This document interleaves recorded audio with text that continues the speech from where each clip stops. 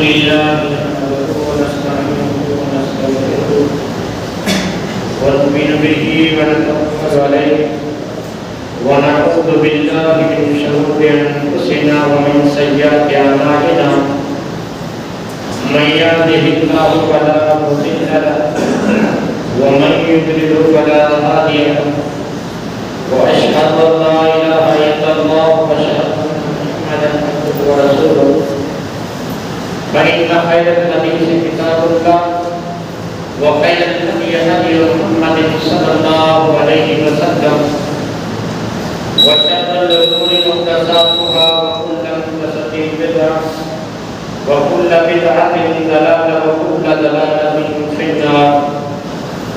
أعوذ بالله من الشيطان الرجيم. سبحان الذي أسرى بعبده ليلا من المسجد الحرام إلى المسجد الأقصى الذي باركنا حوله لنريه من آياتنا وهو السميع العليم. أما بعد رب اشرح لي صدري ويسر لي أمري واحلل عقدة من لساني يفقهوا قولي رب زدني علما رب زدني علما. آمين. تمام قسم کی تعریف وحدہ لا شریک خالق کائنات مالک ارض و زمان کی ہے اور لاکھوں کروڑوں درود و سلام و سستی اقدس مقدس پر جن کا نامی نامی اسم گرامی محمد اکرم صلی اللہ علیہ وعلی آلہ وصحبہ وبارک وسلم ہے. وہ ذات مقدسہ مبارکہ مطہرہ رب العزت نے من رحمت کائنات عطا کر بھیجا اور جن کے ذریعے اہل کائنات کی ہدایت و رہنمائی کا بندوبست فرمایا. برادران اسلام، مجھے معراج اسرا و معراج کا جو واقعہ ہے اس تعلق سے قرآن و حدیث کی روشنی میں گفتگو کرتی ہے. حالانکہ کہیں ایسا دوستو ثابت نہیں ہے دلیل سے کہ یہ معراج کا واقعہ رجب کے مہینے میں ہی پیش آیا تھا، ایسا کہیں بھی نہیں ہے. لیکن پھر بھی زبردستی جن لوگوں کے پاس کتاب و سنت کا علم نہیں ہوتا، نوجوانوں کے پاس واٹس ایپ کے ذریعے فیس بک پہ ایسی حدیثوں کو سینڈ کر کے جو حدیثیں منفرد ہوتی ہیں ان سے دوستوں یہ بنوایا جاتا ہے کہ معراج کا جو واقعہ ہے 27 رجب کو پیش آیا تھا، رجب کی 27ویں رات کو. اس لیے اس رات کو خاص اللہ کی عبادت میں گزارنا چاہیے، صبح اٹھ کے روزہ رکھنا چاہیے. اور پھر آپ دیکھیے چینل چل رہے ہیں، آپ دیکھیے یوٹیوب پہ معراج کا واقعہ پیش کیا جا رہا ہے. مجلسیں ہوتی ہیں جمعرات کو مسجدوں میں اور اس میں معراج کے تعلق سے جو واقعہ بیان کیا جاتا ہے اس میں من گھڑت حدیثیں، نعوذ باللہ، محمد رسول اللہ صلی اللہ علیہ وسلم کے تعلق سے وہ باتیں جو محمد رسول اللہ کے شایع نشان نہیں ہے، جو غلو کے درجے تک پہنچ جاتی ہے. اور پھر یہ بھی کہا جاتا ہے کہ معراج کی رات محمد رسول اللہ نے اللہ کو اپنی آنکھوں سے دیکھا تھا. ان ساری باتوں کو آپ اپنے سامنے رکھیے. اور آج دوستو میں معراج کا جو واقعہ لایا ہوں، یہ جو حدیث ہے نا 25 صحابہ سے یہ حدیثیں نقل ہیں، صحیح روایت بخاری اور مسلم کی. وہ حدیثیں لا کے میں آپ لوگوں کے سامنے رکھ رہا ہوں. اور آج سنیے اور آپ کے ذہنوں میں معراج کے واقعے کے تعلق سے جو بھی من گھڑت حدیثیں آج صحیح حدیث اپنے سامنے رکھیے، ان خرافات کو اپنے ذہن سے نکالیے، اپنے ذہن کو اپنے دل کو ان خرافات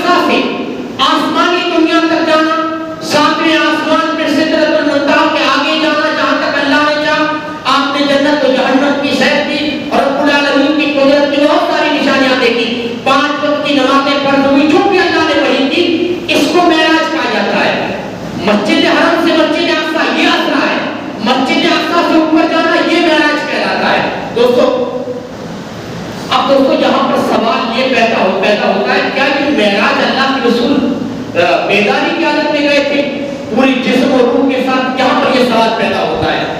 کچھ لوگ کہتے ہیں کہ یہ بات من گڑت ہے. ہمارے یہاں فرقہ موجود ہے جو اس کو نہیں مانتا کہ محمد رسول اللہ کو جو معراج کا واقعہ خواب میں آیا تھا کہ میں آسمان پہ جا رہا ہوں، بیت المقدس کی طرف جا رہا ہوں، یہ خواب تھا، یہ بیداری کی حالت نہیں تھا. ارے آپ قرآن کی آیت پڑھیے نا، قرآن کی آیت ہی میں قریب موجود ہے کہ محمد رسول اللہ بیداری کی حالت میں جسم اور روح کے ساتھ گئے تھے. سواری پر جبریل نے آپ کو اٹھایا، سواری پر بٹھایا، مسجد اقصی لے گئے، یہ بیداری کی حالت میں. قرآن کہتا ہے سبحان الذی اسریٰ بعبدہ، پاک ہے وہ ذات جو اپنے بندے کو لے گئی رات و رات. آپ جانتے ہیں عربی میں سبحان کا لفظ کب استعمال ہوتا ہے؟ جب کسی بات پر تعجب کیا جائے، جب کسی واقعے پر حیرت کو دکھایا جائے، اس وقت سبحان کا لفظ استعمال ہوتا ہے. ہاں اگر یہ خواب کی حالت میں ہوتا تو اللہ سبحان کا لفظ کیوں استعمال کرتا؟ اللہ نے فرمایا پاک ہے وہ ذات کہ یہ فلسطین کا جو سفر ان دنوں میں جو گھوڑے اور لوگ ان سے سواری کرتے تھے، ان دنوں میں 40 راتوں میں یہ سفر طے کرتے تھے یہ لوگ. تو اللہ کی ذات کتنی پاک ہے کہ اپنے بندے کو ایک ہی رات میں لے گئے مسجد اقصی کی طرف، ایک ہی رات میں. اسی لیے اللہ نے یہاں پر تعجب کا اظہار کیا، اپنی قدرت پر اللہ رب العالمین نے تعجب کا اظہار کیا. اور دوسری عربی میں عبد کا لفظ کب استعمال ہوتا ہے؟ سبحان الذی اسریٰ بعبدہ. عبد کا لفظ اس وقت استعمال ہوتا ہے جب انسان کی جسم اور روح سے بات کی جائے. جسم اور روح دونوں کے لیے عبد کا لفظ استعمال ہوتا ہے. جسم کے لیے عربی میں کبھی عبد کا دوستو لفظ استعمال نہیں ہوتا، روح کے لیے کبھی عبد کا لفظ استعمال ہوتا ہی نہیں. دو باتیں. اور تیسری بات، معراج سے واپس آنے کے بعد اللہ کے رسول نے جب کفار مشرکین سے کہا کہ میں نے ایک رات میں مسجد اقصی کا سفر کیا اور آسمانی دنیا کا، ہاں ابو جہل اللہ کے رسول کا مذاق اڑانے لگا، پورے مشرکین اللہ کے رسول کو جھٹلانے لگے. اگر خواب کی حالت میں ہوتا تو کفار کیوں جھٹلاتے؟ ہاں آپ کہتے تھے کہ خواب کی حالت میں. ہاں آپ مجھے بتائیے، اگر میں یہ کہوں کہ میں احمد آباد سے جدہ گیا اور 1 گھنٹے میں واپس آ گیا، آپ مجھے جھٹلائیں گے اور مذاق اڑائیں گے کہ آپ اگر پلین سے بھی جائیں گے تو احمد آباد سے جدے کا جو راستہ ہے 4 گھنٹے کا راستہ ہے. آپ کیسے کہہ سکتے ہیں کہ میں احمد آباد سے جدہ گیا اور 1 گھنٹے میں واپس آ گیا؟ کوئی نہیں مان سکتا. لیکن اگر آپ کہیں کہ میں خواب کی حالت میں احمد آباد سے جدہ گیا، تو پھر ہر انسان آپ کو مان لے گا کہ خواب میں بھی کچھ بھی ممکن ہے. خواب انسان دیکھتا ہے، بیدار ہوتا ہے تو واپس اپنے بستر پہ ہوتا ہے. ہاں تو کفار نے آپ کو اس لیے جھٹلایا کہ آپ نے فرمایا میں بیداری کی حالت میں گیا تھا. تو دوستو اہل سنت والجماعت کا عقیدہ ہے کہ معراج کا واقعہ بیداری کی حالت میں محمد رسول اللہ مسجد اقصی گئے اور آسمانی دنیا پر گئے. اب سوال یہ پر یہاں پر پھر یہ پیدا ہوا کہ کب گئے تھے اللہ کے رسول، تاریخ کون سی تھی؟ تو تمام محدثین کا، علماء کا، اہل سنت والجماعت کا یہ عقیدہ ہے کہ اللہ کے رسول کے اس واقعے سے پتہ چلتا ہے، معراج کے واقعے کی سیاق و سراغ سے، کہ یہ بالکل آخری مرحلے کا ہے. ہجرت سے 14 مہینے پہلے یا ہجرت سے 12 مہینے پہلے یا ہجرت سے 8 یا 9 مہینے پہلے کا واقعہ ہے. بالکل ہجرت کے آخری مرحلے کا واقعہ ہے. اس کے بعد دوستو اب آئیے ہجرت کا. دوستو یہ جو معراج کا واقعہ ہے اس کے بارے میں کسی ایک حدیث میں پورا واقعہ نہیں ملتا. یہ جو حدیثیں ہیں نا تمام جو میں جمع کر کے لایا ہوں، یہ 25 صحابہ سے حدیثیں مرنی ہیں، 25 صحابہ سے. اور میں ترتیب کے سامنے رکھتا ہوں، ترتیب کے ساتھ کہ کیسے معراج کرایا گیا اللہ کے رسول کو.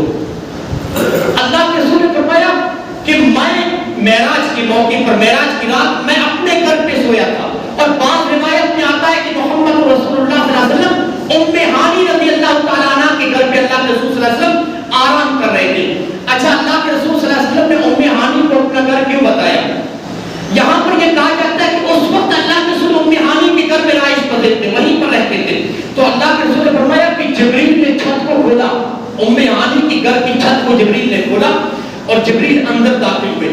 اللہ کے رسول نے فرمایا مجھے اٹھا کر مجھے خانہ کعبہ کے حتیم کے پاس لائے جبریل. اور آپ نے فرمایا کہ جس وقت مجھے فرشتے اٹھا رہے تھے نا، اس وقت میں ان کی حالت میں تھا، نہ پوری طرح بیدار تھا نہ پوری طرح سویا ہوا تھا، بیچ کے درمیان کی حالت تھی. میں ان کی آہٹ کی، ان کی آواز کو سن رہا تھا، اونگ تاری تھی مجھ پر. اتنے میں فرشتے نے کہا کہ یہ جو دونوں کے درمیان ہے نا یہ محمد رسول اللہ ہے. آپ نے فرمایا کہ میرے ایک طرف حضرت جعفر سو رہے تھے ہانی کے گھر میں اور ایک طرف حضرت عباس سو رہے تھے. اللہ کے رسول نے فرمایا فرشتے نے کہا یہ بیچ والے محمد ہیں، ان کو اٹھاؤ.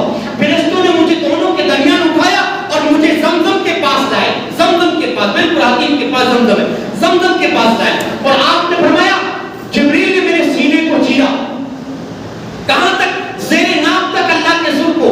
आज भी हार्ट का जो ऑपरेशन किया जाता है, मोहम्मद रसूलुल्लाह सल्लल्लाहु अलैहि वसल्लम के इस वाक़े को साइंसदानों ने देखा कि इंसान के दिल को सीने से निकाला जा सकता है, तभी तो हार्ट का ऑपरेशन तो वजूद में आया। हार्ट के ऑपरेशन को देखिए ज़ेरे नाक तक चीरा जाता है, तब जाके सीने से दिल निकलता। तो अल्लाह के रसूल ने फरमाया ज़ेरे नाक तक मुझे जिब्रील ने चीरा। चीरने के बाद सोने का एक बर्तन लाया गया जो ईमान और हिकमत से भरा हुआ था। अल्लाह के रसूल ने फरमाया सोने का तख्त ईमान और हिकमत से भरा हुआ। उसके बाद जिब्रील ने मेरे सीने से मेरे दिल को निकाला, उसे जमजम के पानी से धोया। धोने के बाद आपने फरमाया मेरे दिल को ईमान और हिकमत से भर दिया। भरने के बाद मेरे सीने में वापस मेरे दिल को रख दिया और मेरे सीने को बंद कर दिया। अच्छा, ये अल्लाह के रसूल की पहली मर्तबा नहीं हुआ था सीना चीरना, 2 मर्तबा पहले भी हो चुका था। कब? जब अल्लाह के रसूल हज़रत हलीमा के पास थे, ज़ेरे परवरिश थे, वहीं पर हज़रत हलीमा के पास दूध पी रहे थे। उस वक्त अल्लाह के रसूल हज़रत हलीमा की छोटी सी बच्ची शीमा के साथ खेल रहे थे। अचानक फरिश्ते आए, मोहम्मद रसूलुल्लाह को लिटाया। लिटाने के बाद अल्लाह के रसूल के सीने को चीरा और दिल को निकाला। बच्चों ने ये वाकया देखा तो दौड़कर हज़रत हलीमा के पास गए और कहा कि मोहम्मद को किसी ने कत्ल कर दिया। अल्लाह अकबर सल्लल्लाहु अलैहि वसल्लम। हलीमा से कहा मोहम्मद को किसी ने कत्ल कर दिया। हज़रत हलीमा घबराई के दौड़ी हुई आई। उस वक्त फरिश्तों का मकसद पूरा हो चुका था। उन्होंने अल्लाह के रसूल के दिल को निकाल के जो करना था किया और वापस जोड़ भी दिया था। अल्लाह के रसूल सही सालिम बैठे थे। अच्छा, एक मर्तबा ये, और दूसरी मर्तबा बेइज्जत के वक्त जब अल्लाह के रसूल को नबूवत मिली तो उसी वक्त आपके सीने को चीरा गया था। हाफिज इब्न हजर ने जो बुखारी की शरह लिखी है फतहुल बारी, उसमें हाफिज इब्न हजर ने लिखा है कि नबूवत मिलने के वक्त अल्लाह के रसूल के सीने को इसलिए चीरा गया, आपके दिल को मजबूत करना था।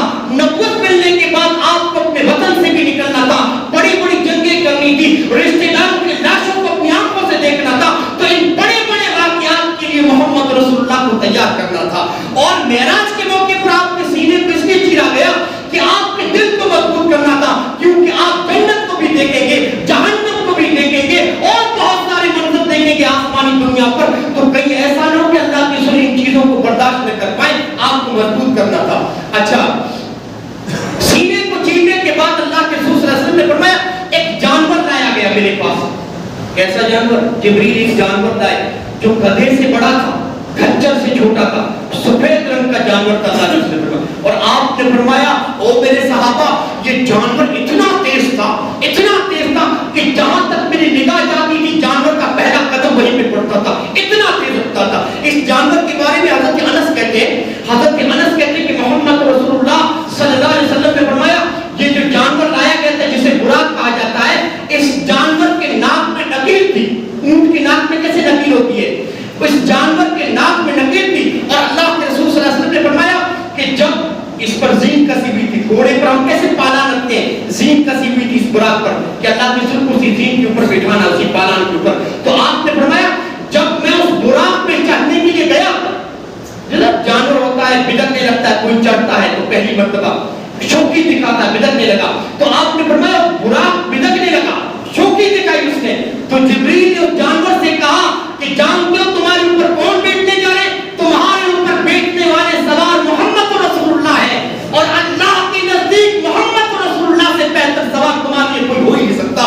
अल्लाह के रसूल ने फरमाया जब जानवर ने जिब्रील की ये बात सुनी तो उसके पसीने छूट गए और फिर आराम के साथ खड़ा हो गया और मैं उस जानवर के ऊपर सवार हो गया। अल्लाह के रसूल सल्लल्लाहु अलैहि वसल्लम ने फरमाया ये जानवर पर हमारा बैठना था कि ये इतना तेज रफ्तार था कि जहां तक हमारी निगाह पड़ती थी उसका पहला कदम वहीं पर पड़ता था। मैं इस जानवर पर सवार होकर बैतुल मक़दिस में पहुंचा। बैतुल मक़दिस में अल्लाह के रसूल ने फरमाया मैं उतरा इस जानवर से और मैंने अपनी सवारी वहां पर बांधी जहां पर पहले अंबिया अपनी सवारी बांधते थे। मैंने अपनी सवारी बांधी और जैसे ही मैं मस्जिद अक़सा के अंदर दाखिल हुआ, फलस्तीन गए, मस्जिद हरम से पहले कहां गए? फलस्तीन, जहां पर मस्जिद अक़सा है। मस्जिद अक़सा के दरवाजों को खोला गया। आपने फरमाया जैसे ही मैं दाखिल हुआ तमाम अंबिया सब बांध के खड़े हैं। वहीं पर मूसा भी है, ईसा भी है, इदरीस भी है, नूह भी है, सालेह अलैहिस्सलाम, तमाम अंबिया आदम अलैहिस्सलाम से लेकर मुझ तक जितने अंबिया, ईसा तक जितने अंबिया सारे सब बना के खड़े हैं। आपने फरमाया जब मैं मस्जिद के अंदर आया तो तमाम अंबिया ने कहा आइए मुसल्ले पे इमामत कीजिए। मोहम्मद रसूलुल्लाह ने फरमाया मेरी इमामत में तमाम अंबिया ने नमाज पढ़ी।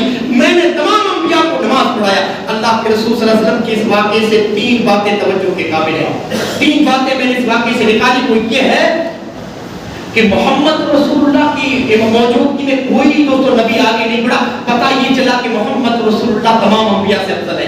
آپ امام الانبیاء ہیں, تمام انبیاء سے افضل ہیں. اور دوسری بات یہ ہے کہ لوگوں کا یہاں پر کہنا ہے کہ اللہ کے رسول صلی اللہ علیہ وسلم جاتی ہوئی انبیاء کو نماز پڑھائی تھی یا پھر معراج کر کے واپس آ کے اس وقت پڑھائی تھی. یہاں پر دوستو علماء کے اس بات پر اتفاق ہے کہ یہ نماز جو اللہ کے رسول نے پڑھائی تھی یہ جاتے وقت پڑھائی تھی, واپس آنے کے بعد بھی جاتے وقت, اور کتنی 2 رکعت پڑھائی تھی. اچھا ایک اور چیز, محمد رسول اللہ کو آسمان پر لے جانا لیکن حرم سے پہلے مسجد اقصی میں لائے. کیا پتا چلا؟ اللہ نے فرمایا کہ فضیلت والی مسجد ہے. اور امام کائنات نے کبھی کہا تھا اللہ کے رسول نے کہ ثواب کے لیے صرف 3 مسجدوں کی طرف ہم سفر کر سکتے ہیں. نماز پڑھنے کے لیے 3 مسجدوں کی طرف, مسجد حرم, مسجد اقصی جو فلسطین میں, اور ایک مسجد نبی جو مدینے میں ہے. ثواب کی نیت سے ان 3 مسجدوں کے علاوہ کسی اور مسجد کی طرف ہم نماز کے لیے ثواب کی نیت نہیں کر سکتے, سفر نہیں کر سکتے. اور آئیے دوستو, اللہ نے اس مسجد کے بارے میں فرمایا بارکنا حولہ, ہم نے اس کے آس پاس کو بڑا بابرکت بنایا, بڑی بابرکت جگہ ہے. افسوس کی بات یہ ہے کہ آج یہودیوں کے نرگے میں ہے, آج فلسطین کی یہودیوں کے قبضے میں یہ مسجد ہے. دوستو ہم تو چھوڑیے, خود جو فلسطین کے لوگ ہیں ان لوگوں کو نماز پڑھنے کے لیے کئی پریشانی اور تکلیفیں جھیلنی پڑتی ہیں, کئی پاپڑ بیلنے پڑتے ہیں. چاہیے جائے کہ ہم کو اس مسجد میں نماز پڑھنے کا موقع ملے. بس دعا کیجئے, آپ آمین کہیے, اللہ رب العالمین اس مسجدوں کو یہودیوں اور ظالموں کے نرگے سے آزاد کرے. اللہ اس مسجد کو آزاد کرے اور ہمیں بھی اس مسجد تک پہنچائے تاکہ ہم بھی نماز پڑھ سکیں. اللہ کے رسول نے فرمایا کہ جب مسجد سے, دیکھیے میں ترتیب کے ساتھ, لیکن یہ 25 صحابہ کی جو روایت ہے ترتیب کے ساتھ بتا دے جا رہا ہوں. نماز پڑھ کے جیسے میں مسجد اقصی سے باہر نکلا تو جبریل نے مجھے 2 برتن دیے, ایک میں شراب تھی, دوسرے میں دودھ تھا. آپ نے فرمایا میں نے دودھ والا برتن اٹھایا. جبریل مجھے آزمانا چاہتا تھا کہ اللہ کے رسول دودھ اٹھاتے یا شراب. میں نے دودھ والا برتن اٹھایا اور دودھ پیا. تب جبریل نے اللہ کے رسول سے کہا اللہ کے رسول آپ فطرت پر قائم ہیں, آپ فطرت پر قائم ہیں. سمجھاتا ہوں جبریل کے دوستو اس لفظ کا مطلب. فطرت کا مطلب کیا ہے؟ دودھ کیا ہوتا ہے؟ خالص ہوتا ہے, بالکل خالص ہوتا ہے. اور یہ جو دین ہے نا, دین اسلام, یہ دین بالکل خالص ہے. شراب خالص نہیں ہوتی. شراب انگوروں کو سڑا گلا کر کئی چیزوں کی ملاوٹ کر کے شراب کو بنایا جاتا ہے. دودھ بالکل خالص ہوتا ہے. شراب پینے کے بعد انسان کی عقل دوستوں پردہ عقل پر پردہ پڑ جاتا ہے, انسان کا مزاج خراب ہو جاتا ہے, انسان کو اندر سے بیمار کر دیتی ہے. شراب فطرت میں, بچپن میں انسان کی فطرت میں یہ دودھ شامل ہوتا ہے. اسی لیے اللہ کے رسول نے دودھ کا برتن اٹھایا, کہا اللہ کے جبریل نے کہا اللہ کے رسول آپ فطرت پر قائم ہیں. اچھا یہ دودھ پینے کے بعد اب اللہ کے رسول نے فرمایا مجھے آسمان کی طرف جانا ہے. صحیح مسلم کی 3 روایتیں ملتی ہیں کہ اللہ کے رسول کیسے گئے آسمان پر, مسجد اقصی سے کیسے گئے. 3 روایتیں صحیح مسلم کی. ایک میں ہے کہ اللہ کے رسول نے فرمایا مسجد اقصی میں 2 رکعت نماز پڑھنے کے بعد میں اور جبریل چلے یہاں تک کہ آسمان تک پہنچے. یہ پہلی روایت. دوسری یہ ہے کہ جبریل نے میرا ہاتھ پکڑا اور مجھے آسمانی دنیا پر لے گئے. تیسری روایت یہ کہ مجھے جبریل لے کے آسمان کی طرف گئے. اچھا یہ 3 روایتیں. اس میں کہیں بھی پتہ نہیں چل رہا ہے کہ اللہ کے رسول کیسے گئے, اسی براق پر بیٹھ کر گئے یا کیسے گئے. لیکن فتح الباری میں جو بخاری کی شرح حافظ ابن حجر نے لکھا ہے کہ خوبصورت سیڑھی لگائی تھی. یہ جو روایتیں ہیں نا, تمام بخاری مسلم کی روایتیں, کوئی دوستو اس میں موضوع یا کوئی ضعیف حدیث نہیں ہے, تمام صحیح حدیث ہیں. کہ فتح الباری میں حافظ ابن حجر نے لکھا ہے کہ خوبصورت سیڑھی لگائی گئی اور اسی سیڑھی کے ذریعے محمد رسول اللہ آسمانی دنیا پر پہنچے. واللہ عالم کیسے پہنچے, اللہ رب العالمین کو جیسے لے جانا تھا اللہ کے رسول آسمانی دنیا پر پہنچے. آپ نے فرمایا کہ جب میں آسمانی دنیا پر پہنچا تو سب سے پہلے آسمان پر جب ہم پہنچے تو آپ نے فرمایا کہ جبریل نے دستک دی آسمان پر. آسمان کے جو دربان تھے نا, جو دروازہ کھولتے, انہوں نے کہا کون؟ کہا جبریل ہوں. کہا جبریل تمہارے ساتھ کون ہے؟ کہا محمد رسول اللہ صلی اللہ علیہ وسلم میرے ساتھ ہے. اس آسمان کے دربان نے دروازہ کھولنے سے پہلے پوچھا کیا محمد رسول اللہ کو اللہ نے بلایا ہے؟ انہیں بلایا گیا ہے. کہا محمد رسول اللہ صلی اللہ علیہ وسلم کو بلایا گیا ہے. اس کے بعد آسمان کے دربان نے دروازہ کھولا اور کہا کہ مرحبا بھی, اے محمد رسول اللہ آپ کا آنا خوش آمدید ہو, ہم آپ کا تہ دل سے استقبال کرتے ہیں. اور پہلے آسمان پر میری میری ملاقات آدم علیہ السلام سے ہوئی، پہلے آسمان پر میری ملاقات آدم علیہ السلام سے. آپ نے فرمایا میں جبریل کے ساتھ ایسے گزرا نا تو جبریل نے کہا اللہ کے رسول یہ ہے آدم، یہ آپ کے باپ ہیں، ان کو سلام کیجیے. جبریل نے اللہ کے رسول سے کہا آپ سلام کیجیے آدم علیہ السلام کو. اللہ کے رسول نے فرمایا میں نے آدم کو سلام کیا، آدم نے میرے سلام کا جواب دیا اور کہا کہ نیک بیٹے کا آنا مبارک ہو، صالح نبی کا آنا مبارک ہو. اور آدم علیہ السلام نے مجھے بہت ساری دعائیں دی، بہت ساری خیر و برکت کی دعائیں دی. آپ نے فرمایا جب میں آدم علیہ السلام کے پاس پہنچا تو میں نے بغور ایک چیز دیکھی کہ آدم کے دائیں اور بائیں کچھ سائے ہیں لوگوں کے. لوگوں کا سایہ ہوتا ہے نا چلتے ہیں، سایہ کا مطلب ہوتا ہے پرچھائی، کچھ سائے ہیں لوگوں کے. آپ نے فرمایا میں نے جب آدم علیہ السلام بائیں طرف دیکھتے تو رو دیتے، دائیں طرف دیکھتے تو ہنس دیتے. تو میں نے جبریل سے کہا کیا ماجرا؟ کہا اللہ کے سن یہ آدم علیہ السلام کی اولاد کی روحیں ہیں. آدم علیہ السلام کے بائیں طرف ان کے برے لوگوں کی جہنمی اولاد کی روحیں ہیں اور دائیں طرف نیک لوگوں جنتی لوگوں کی روحیں ہیں. جب یہ دائیں طرف دیکھتے ہیں تو خوشی سے ہنس دیتے ہیں اور بائیں طرف اپنی نیک برے اولاد جہنمی اولاد کو دیکھتے ہیں تو مارے غم اور دکھ کے رو دیتے ہیں. اللہ کے رسول آپ نے فرمایا آدم علیہ السلام سے ملنے کے بعد ہم دوسرے آسمان پر پہنچے. آپ نے فرمایا دوسرے آسمان پر سوال و جواب ہوا. پہلے فرشتوں نے جیسے پوچھا تھا کون ہے کا جبریل کا آپ کے ساتھ محمد، کیا محمد کو بلایا گیا؟ کہاں بلایا گیا؟ سوال و جواب کے بعد بولا گیا. آپ نے فرمایا وہاں پر جب میں دوسرے آسمان پر چڑھا خوش آمدید کہا گیا، استقبال کیا گیا. وہاں میری ملاقات حضرت یحییٰ اور عیسیٰ علیہ السلام سے ہوئی. حضرت عیسیٰ اور یحییٰ سے دونوں کون ہیں؟ خالہ زاد بھائی ہیں. یحییٰ علیہ السلام دونوں نبی اور خالہ زاد بھائی ہیں. آپ نے فرمایا جب میں نے عیسیٰ علیہ السلام کو دیکھا اور میں نے عیسیٰ علیہ السلام کو مسجد اقصیٰ میں بھی دیکھا تھا. عیسیٰ کو کیا دیکھتا ہوں؟ عیسیٰ علیہ السلام کی شکل عروہ بن مسعود اسقفی بیٹے تھے، کہا عیسیٰ کی شکل تم سے ملتی ہے. عروہ بن مسعود اسقفی قبیلہ بنو ثقیف کا ایک آدمی تھا جو مسلمان ہوا، صحابی تھا اللہ کے رسول. آپ نے فرمایا عیسیٰ علیہ السلام بالکل عروہ بن مسعود اسقفی رضی اللہ تعالیٰ عنہ کی طرح لگتے ہیں، بالکل ان کی طرح لگتے ہیں. آپ نے فرمایا اس کے بعد میں تیسرے آسمان پر پہنچا. تیسرے آسمان پر سوال و جواب کے بعد دروازہ کھلا، وہاں مجھے خوش آمدید کہا گیا، استقبال کیا گیا. تیسرے آسمان پر میری ملاقات یوسف علیہ السلام سے کرائی گئی. یوسف علیہ السلام نے کہا کہ نیک بھائی کا آنا مبارک ہو، بہت ساری مجھے دعائیں دی.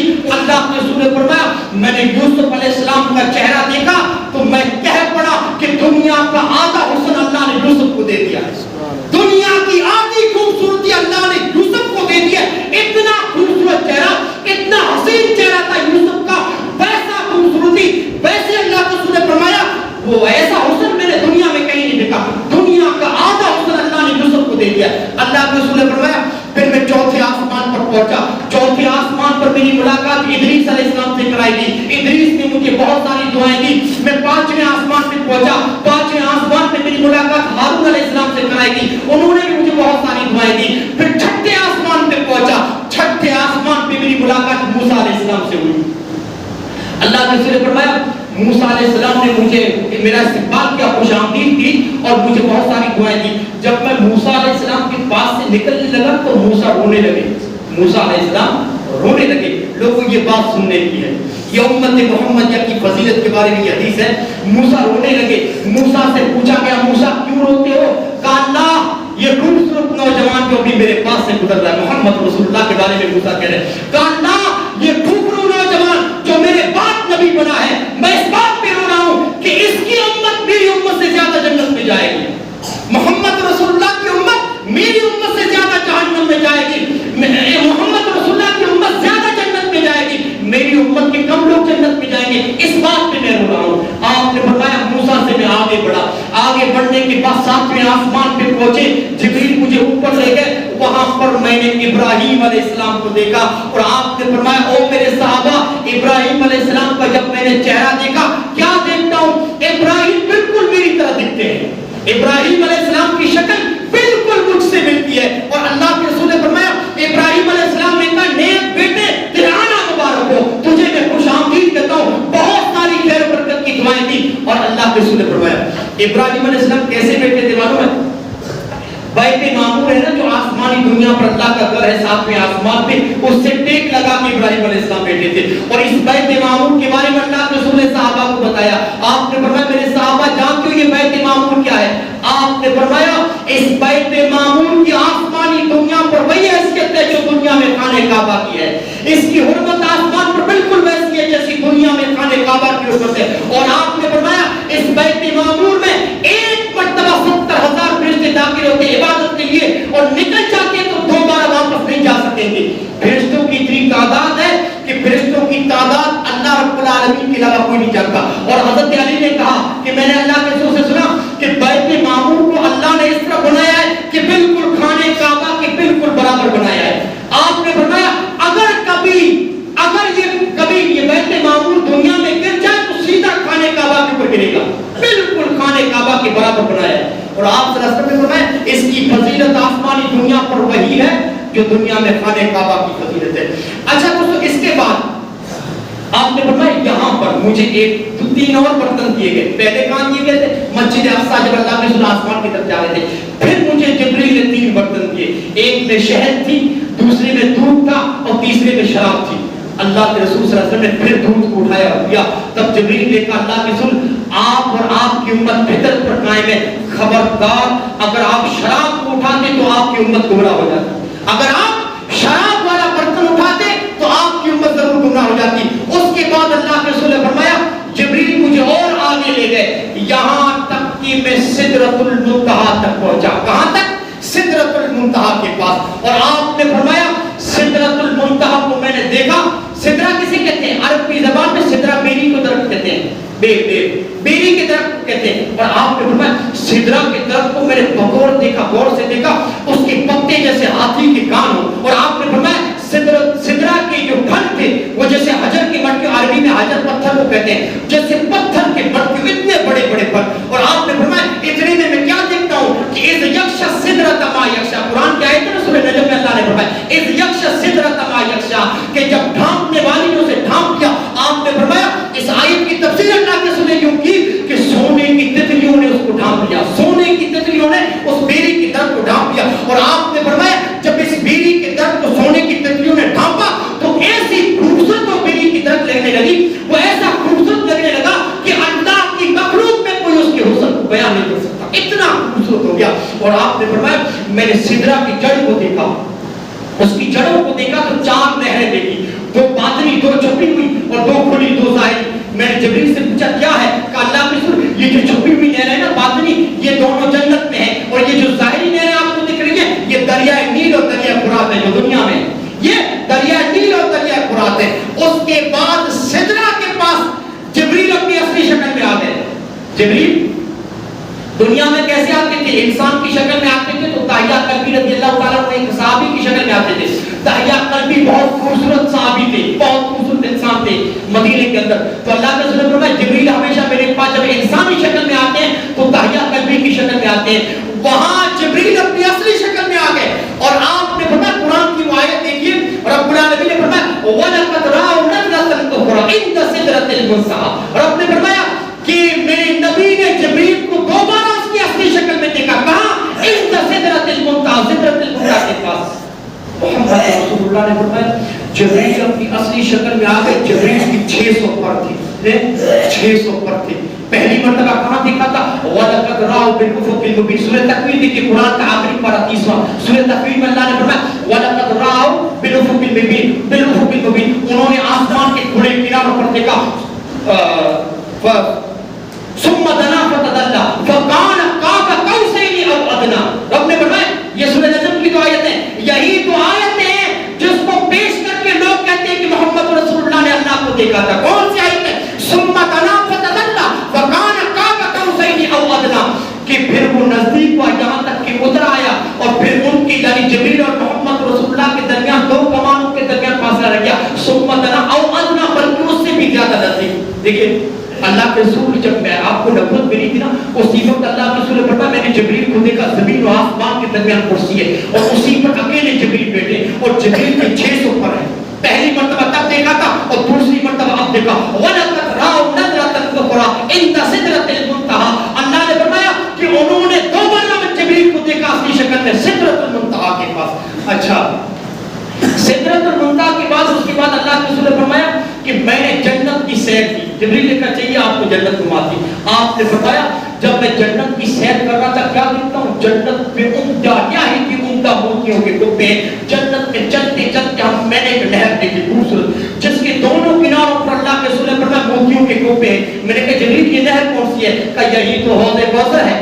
یہی تو حوض کوثر ہے جو قیامت کے دن اللہ آپ کو عطا کرنے والا ہے. اور اسی حوض کے پاس بیٹھ کر آپ اپنی امت کو پانی پلائیں گے. اور قرآن العالمین وہ پانی ہم سب کو نصیب کرے. یہی بیٹھ کر آپ اپنی امت کو پانی پلائیں گے. اور آپ نے فرمایا اتنی خوبصورت وہ نہر, اتنی خوبصورت دونوں کناروں پر موتیوں کے کوپے ہیں. جب میں نے اس نہر میں اپنا ہاتھ مارا محمد رسول اللہ نے صحابہ سے کہا اس کی مٹی نہیں کستوری تھی. کستوری آپ نے بتایا اس میں کستوری تھی.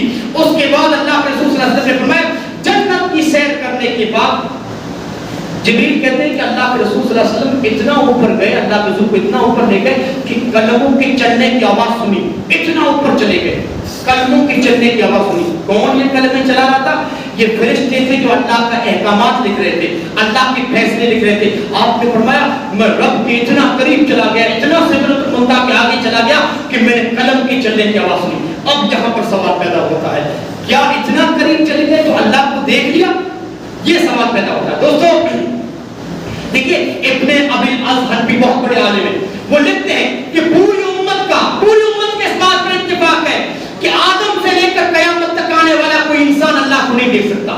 انسان کبھی اللہ کو نہیں دیکھ سکتا. لیکن یہاں پر بات یہ ہے کیا معراج کی رات محمد رسول اللہ نے اللہ کو دیکھا تھا؟ سارا اختلاف کیا ہے اور نوجوانوں کو گمراہ کیا جاتا ہے من گڑت حدیثیں پیش کر کے. دوستو دیکھیے صحابہ میں بھی اختلاف تھا. حضرت ابو ہریرہ, عبداللہ بن مسعود اور حضرت عائشہ کہتی ہے کہ محمد رسول اللہ نے اللہ کو نہیں دیکھا. جبکہ ابن عباس, حضرت عباس کے بارے میں کہا جاتا ہے, عبداللہ بن عباس کے بارے میں کہا جاتا ہے وہ کہتے تھے کہ اللہ کے رسول اللہ کو دیکھا ہے. کوئی کچھ بھی کہے, یہ جھگڑا یہ اختلاف اپنی جگہ پر, لیکن میں آج ثابت کروں گا, قرآن و حدیث سے ثابت کروں گا کہ محمد رسول اللہ نے اللہ کو نہیں دیکھا ہے. دیکھیے حضرت مسعود بہت بڑے تابعی ہیں, کہتے ہیں میں عائشہ کے پاس تکیے پر ٹیک لگا کے بیٹھا تھا. حضرت عائشہ کے پاس تکیے پر ٹیک لگا کے بیٹھا تھا. اتنے میں عائشہ نے کہا او ابو عائشہ, ابو عائشہ کنیت ہے حضرت مسعود کی, کہا مسعود جو آدمی ان تین باتوں کے بارے میں کچھ کہتا ہے, جو آدمی یہ بات کہتا ہے اس نے اللہ پر بہت جھوٹ باندھا, اللہ پر بہتان باندھا. مسعود نے کہا کون سی اماں وہ کون سی بات؟ کہا جو آدمی یہ کہہ دے کہ محمد رسول اللہ نے اللہ کو دیکھا معراج کی رات, اس نے اللہ پر جھوٹ باندھا, اس نے اللہ پر بہتان باندھا. مسعود کہتے ہیں کہ میں تکیے پر ٹیک لگا کے بیٹھا تھا, میں سیدھا کھڑا ہو گیا. میں نے کہا اماں اللہ تو قرآن میں کہتا ہے وَلَقَدْ رَأَوْا بِالْأُفُقِ الْمُبِينِ وَلَقَدْ رَأَوْا نَزْلَةً أُخْرَىٰ. سورہ تکویر اور سورہ نجم کی دعائیں کہ عائشہ کے سامنے حضرت مسعود نے پڑھی تو حضرت مسعود سے کہا بیٹے رکو میں بتاتی ہوں, میں تم کو بتاتی ہوں. ان دعائوں کی تفسیر میں نے خود محمد رسول اللہ سے پوچھی تھی, میں نے اپنے شوہر سے پوچھی تھی. محمد رسول اللہ نے بتایا اے عائشہ یہاں پر جبریل کو میں نے دیکھا تھا. یہاں پر اللہ جو کہہ رہا ہے نا کہ انہوں نے پہلی مرتبہ بھی دیکھا, دوسری مرتبہ, یہاں پر جبریل کا ذکر ہے. میں نے جبریل کو اس کی اصلی شکل میں 2 مرتبہ دیکھا تھا. اچھا اس کے بعد حضرت ابو ذر نے ایک مرتبہ اللہ کے رسول سے پوچھا تھا اے اللہ کے رسول کیا آپ نے اللہ کو دیکھا ہے؟ اللہ کے رسول نے فرمایا ابو ذر کیسا سوال کرتے ہو, ارے اللہ نور ہے, نور کو میں کیسے دیکھ سکتا ہوں, نور کو میں کیسے دیکھ سکتا ہوں. ایک مرتبہ حضرت مسعود کہتے ہیں کہ میں نے خود حضرت عائشہ سے پوچھا اماں کیا اللہ کے رسول نے اللہ کو دیکھا ہے؟ حضرت عائشہ کہتی ہے او بیٹے مسعود تمہاری اس بات سے میرے جسم کے رونگٹے کھڑے ہو گئے, میرے رونگٹے کھڑے ہو گئے. سنو جو بھی کہتا ہے کہ اللہ کے رسول نے اللہ کو دیکھا وہ جھوٹ بول رہا ہے, وہ جھوٹ بول رہا ہے. حضرت ابو موسیٰ اشعری کہتے ہیں, تمام دلیلیں بات دوستوں پہ دے رہا ہوں کہ اللہ کے رسول نے اللہ کو نہیں دیکھا ہے. حضرت ابو موسیٰ اشعری کہتے ہیں کہ اللہ کے بیچ میں نور کی چادر ہے, اللہ کے بیچ نور کی چادر ہے, نور کا پردہ ہے. اللہ کے رسول نے فرمایا اگر اللہ وہ نور کا پردہ ہٹا دے نا تو پوری کائنات کی مخلوق جل کر راکھ ہو جائے اللہ کے نور سے. سبحان اللہ بحمدہ سبحان اللہ العظیم. اللہ اگر وہ نور کا پردہ ہٹا دے نا پوری دنیا کی مخلوق اور جتنے لوگ جل کر راکھ ہو جائیں, اللہ کے نور سے جل کر راکھ ہو جائیں. کیا پتا چلا کہ اللہ کو کوئی نہیں دیکھ سکتا چاہے وہ نبی کیوں نہ ہو. ہاں ایک نبی نے ضد کی تھی, ایک نبی موسیٰ علیہ السلام نے ضد کی تھی کہ اللہ مجھے دیکھنا ہے, تیرا دیدار مجھے کرنا ہے, آج مجھے اپنی شکل دکھاؤ. رب العالمین نے فرمایا جبریل یہ کسی کے شایع نشان نہیں کہ مجھے دیکھ سکے, وہ میری بات سن سکتا ہے لیکن وحی کے ذریعے, پردے کے پیچھے سے میں بات کر سکتا ہوں لیکن کوئی مجھے دیکھ نہیں سکتا. کہا موسیٰ نے کہا مجھے دیکھنا ہے. کہا موسیٰ جب ضد کر رہے ہو تو اگر یہ پہاڑ دیکھ رہے ہو نا, اس پہاڑ کے اوپر میں اپنی تجلی کو بیچتا ہوں, اگر یہ پہاڑ ٹک گیا تو تم مجھے دیکھ لو گے ورنہ نہیں دیکھ پاؤ گے. اللہ نے اپنا نور بھیجا اس پہاڑ کے اوپر اپنی تجلی، پہاڑ پورا بھیزا بھیزا ہو گیا، پہاڑ ٹکڑے ٹکڑے ہو گیا، اور موسیٰ علیہ السلام کے پہاڑ کا لرزہ اور پہاڑ کے ٹکڑے ٹکڑے ہوتے دیکھ کر موسیٰ علیہ السلام بے ہوش ہو گئے۔ بے ہوش ہونے کے بعد جب ہوش آیا تو کہا کہ اللہ پاک ہے تیری ذات اور عیب سے، پاک ہے تیری ذات اور عیب سے، اے اللہ میں رجوع کرتا ہوں، میں معافی مانگتا ہوں تجھ سے، اور میں پہلا مومن ہوں۔ کیا پتا چلا؟ کوئی نبی بھی اللہ کو نہیں دیکھ سکتا، کوئی نبی نہیں دیکھ سکتا، ہاں قیامت کے دن ہم دیکھیں گے، اور انشاءاللہ اللہ سے دعا کرتے ہیں اللہ ہم سب کو اپنا دیدار نصیب فرما، ہمیں جنت الفردوس میں جگہ عطا فرما۔ کیسے دیکھیں گے؟ محمد رسول اللہ صلی اللہ علیہ وسلم نے فرمایا جب جنتی جنت میں چلے جائیں گے ان آنکھوں سے نہیں دیکھ سکتے، لیکن اللہ آنکھوں کو طاقت دے گا کہ ہم لوگ کا دیدار کر پائیں۔ اللہ جنتی سے پوچھے گا کسی اور چیز کی ضرورت ہے؟ جنتی کہیں گے اللہ اور کیا چاہیے؟ ہاں ہمارے چہروں کو منور کیا، اتنی نعمتیں دی، جنت کی بہتات کی، جہنم سے آزادی کا پروانہ طے کر دیا، اور کیا چاہیے؟ اللہ اتنے میں اپنا پردہ ہٹائے گا، نور کا پردہ ہے وہ ہٹا دے گا۔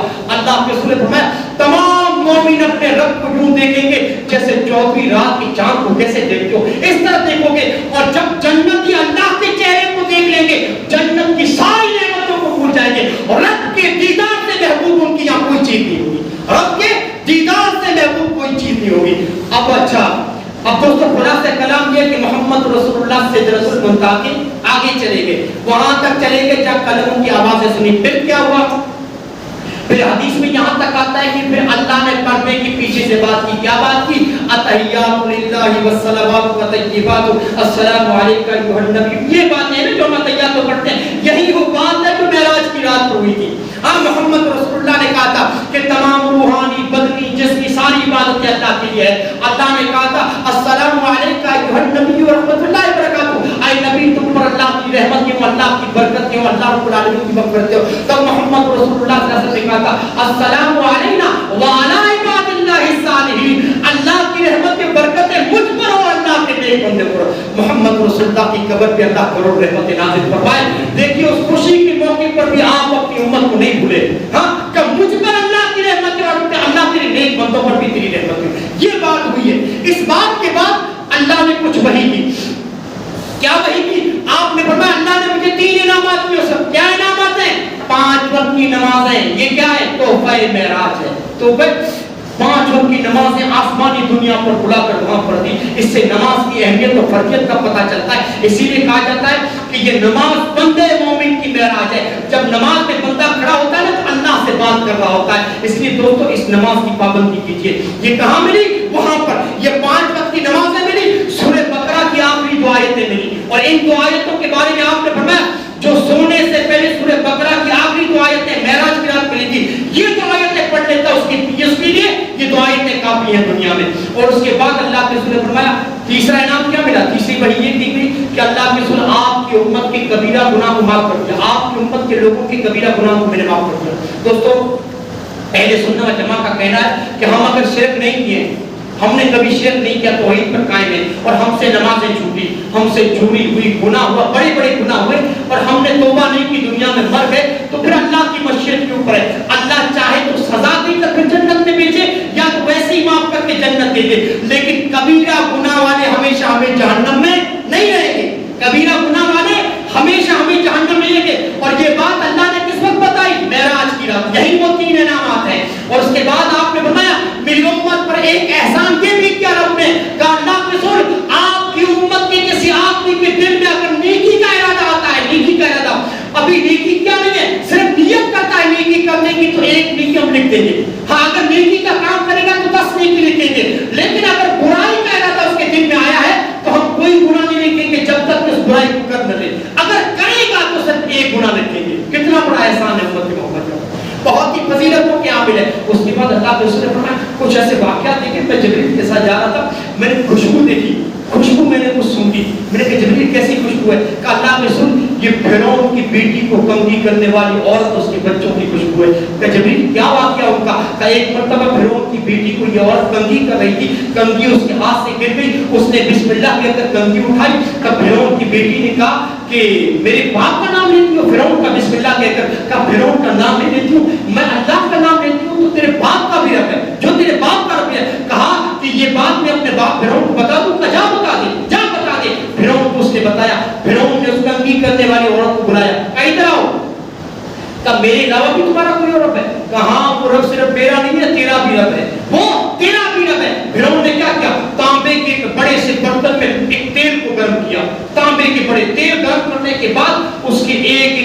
کو اٹھا کر جب اس تیل میں ڈالنا چاہا تو اس عورت نے فرعون سے کہا کہ فرعون مار دے ہمیں، ہم رب کی توحید کے لیے قربان ہونے کے لیے تیار ہیں، لیکن شرط یہ ہے کہ میرے اور میرے بچوں کی جو ہڈیاں بچے نا اسے ایک ہی کپڑے میں لپیٹ کر ایک ہی قبر میں دفن کرنا، ایک ہی قبر میں۔ کہا ہاں یہ کر دوں گا میں۔ تمام بچوں کو ڈال دیا اس نے آگ میں۔ ایک دودھ پیتا بچہ تھا، ماؤں کے بچے تمام پیارے ہوتے ہیں لیکن دودھ پیتا بچہ کچھ زیادہ ہی لاڈ ہوتا ہے اس سے، تو ایسا لگ رہا تھا کہ یہ چھوٹے سے بچے کے لیے اپنی بات سے مکر جائے گی، پیچھے ہٹ جائے گی۔ اس وقت اللہ نے اس چھوٹے بچے کو زبان کی بولنے کی طاقت دی۔ عیسیٰ علیہ السلام بولے تھے یا جریج سے جو الزام لگا تھا وہ بچہ بولا تھا یا پھر یہ بچہ بول رہا ہے؟ اللہ کے رسول صلی اللہ علیہ وسلم نے فرمایا وہ بچہ کہہ پڑا اے اماں آگ میں کود جا، تیل میں کود جا، دنیا کی سزا کچھ نہیں ہے، آخرت کی سزا اس سے بھی زیادہ سخت ہے۔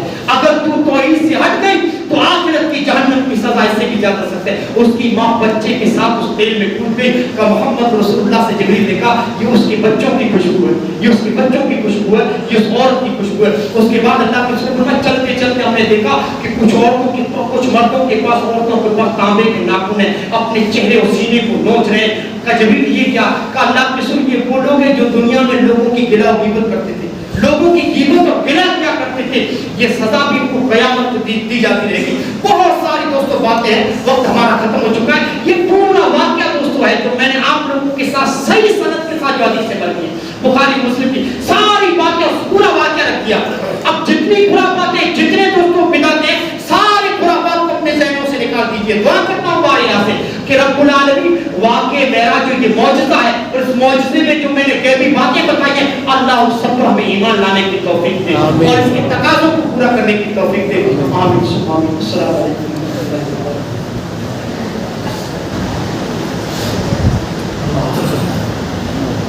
الحمدللہ الحمدللہ نحمده ونستعینه ونستغفره ونؤمن به ونتوکل علیہ ونعوذ باللہ من شرور انفسنا ومن سیئات اعمالنا من يهده الله فلا مضل له ومن يضلل فلا هادي له واشهد ان لا اله الا الله واشهد ان محمدا عبده ورسوله فان خير الحديث كتاب الله وخير الهدي هدي محمد صلى الله عليه وسلم وشر الامور محدثاتها وكل محدثة بدعة وكل بدعة ضلالة وكل ضلالة في النار.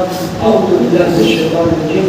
إن الله يأمركم بالعدل والإحسان وإيتاء ذي القربى وينهى عن الفحشاء والمنكر والبغي يعظكم لعلكم تذكرون. اذكروا الله يذكركم ويستجيب لكم ولله أولى أجل